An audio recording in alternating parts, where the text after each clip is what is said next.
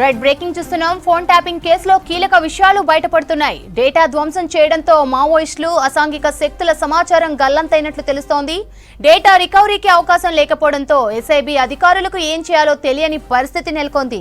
SIB మాజీ chief Prabhakar Rao and team డేటాను ధ్వంసం చేయడంతో కీలక సమాచారం నాశనమైంది.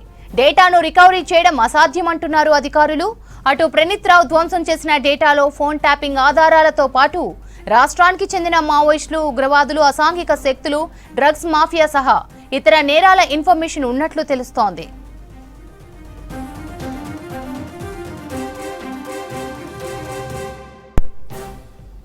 మరిన్ని డీటెయిల్స్ ధనరాజ్ అందిస్తారు. ధనరాజ్, డేటా రికవరీ అప్డేట్స్ ఏంటి?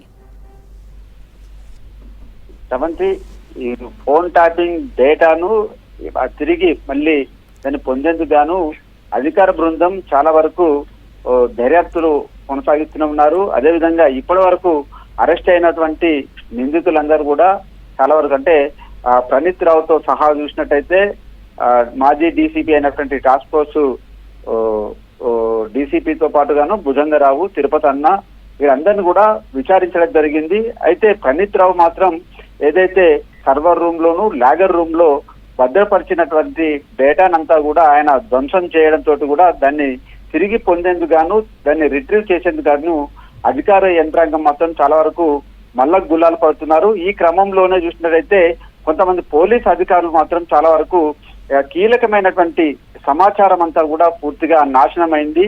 అంతేకాకుండా రాష్ట్ర భద్రతకు ముప్పు వాటిల్లేటువంటి కొన్ని గోప్యత సంబంధించినటువంటి విషయాలన్నీ కూడా ఈ సర్వర్ రూమ్ లోను, లాగర్ లోను, ఈ హార్డ్ డిస్క్ లోనే సమాచారం ఉందని ఇటు పోలీసులు భావిస్తున్నారు. అంతేకాకుండా ఏదైతే సర్వర్, లాగర్ రూమ్ లకు సంబంధించి కావచ్చు, ఈ ఫోన్ ట్యాపింగ్ సంబంధించినటువంటి ఏదైతే ఎక్విప్మెంట్ ఉందో ఆ ఎక్విప్మెంట్ ని సరఫరా చేసినటువంటి ల్యాబ్ డైరెక్టర్లకు కూడా నోటీసులు జారీ చేశారు. వారిని కొంతమందిని తీసుకొచ్చి కూడా విచారణ కొనసాగిస్తున్నారనే సమాచారం కూడా ఉంది.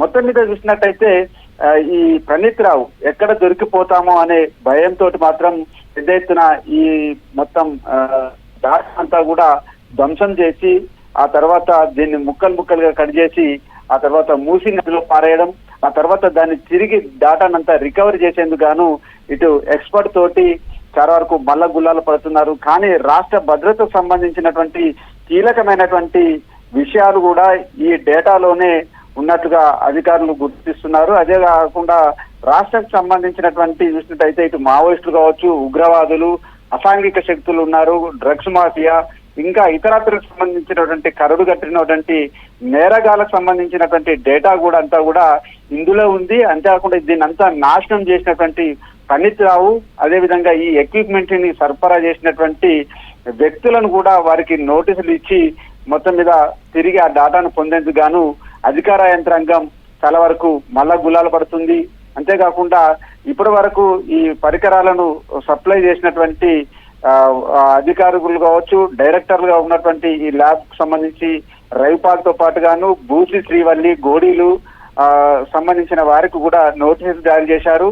వారిని తిరిగి ఈ ఏదైతే 47 హార్డ్ డిస్క్ లో ఉన్నటువంటి సమాచారాన్ని తిరిగి పొందేందుకు గాను అధికారులు వారితోటి సంప్రదింపులు చేస్తున్నట్టు మనకు సమాచారం అందుతుంది.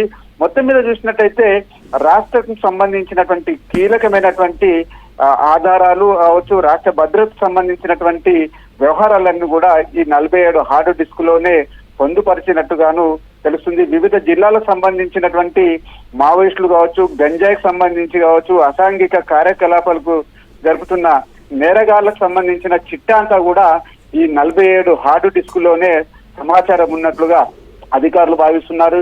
ఈ విషయం పైన కూడా చాలా వరకు గోప్యతను పాటించడం జరుగుతా ఉంది. మరోవైపున చూసినట్టయితే ఇందులో ఉన్నటువంటి సమాచారాన్ని అంతా కూడా తిరిగి రిట్రీవ్ చేసి ఆ కీలకమైనటువంటి సమాచారం అంతా కూడా తిరిగి పొందేందుకు గాను ఈ కన్వర్జేషన్ సంబంధించినటువంటి ల్యాబ్ డైరెక్టర్లను పిలిచి విచారణ కొనసాగిస్తున్నారు. అయితే కన్వర్జేషన్ ఇన్నోవేషన్ ల్యాబ్స్ నిపుణులు మాత్రం తిరిగి డేటాను మరి వాళ్ళ నుంచి రిట్రీవ్ చేసి ఇస్తారా, లేకుంటే మరి వాళ్ళు చేతులు ఎత్తేస్తారా అనే విషయం పైననే చాలా వరకు అధికార యంత్రాంగం చాలా దీనిపైన ఒక ఉత్కంఠ కొనసాగుతుంది. మరోవైపున ఈ విషయాలను మాత్రం బయటికి ఎక్కడ పొక్కనీయకుండా కూడా చాలా వరకు దర్యాప్తు బృందం దీనిలో గోప్యతను పాటిస్తుంది. ఈ విషయం పైన మనం ఫోన్ లో సమాచారం అడిగినప్పుడు వాళ్ళు ఈ విషయాలను దాటవేయడం జరిగింది. మొత్తం మీద చూసినట్టయితే కరడుగట్టనకు సంబంధించినటువంటి ఉగ్రవాదులు కావచ్చు, అసాంఘిక శక్తులకు సంబంధించినటువంటి సమాచారం అంతా కూడా ఈ సోషల్ మీడియాకు సంబంధించినటువంటి ఖాతాలు కావచ్చు, వాటికి సంబంధించినటువంటి ఎవరైతే నేరగాలను పసిగట్టేందుకు గాను వాడుతున్నటువంటి సమాచారం అంతా కూడా ఈ 47 హార్డ్ డిస్కులు సర్వర్ రూమ్ లో పొందుపరిచినటువంటి సమాచారం గల్లంతైంది అంటూ ఇటు పోలీస్ వర్గాల్లో నుంచి కూడా కొంతవరకు వాళ్ళని కలవర పెడుతుందనే సమాచారం ఉంది. మొత్తం మీద చూసినట్టయితే తిరిగి ఈ డేటానంతా కూడా రిట్రీవ్ చేసి పోలీస్ అధికారులు మళ్ళీ దాన్ని పొందేందుకు గాను అధికార యంత్రాంగం చాలా వరకు శ్రమిస్తున్నారు.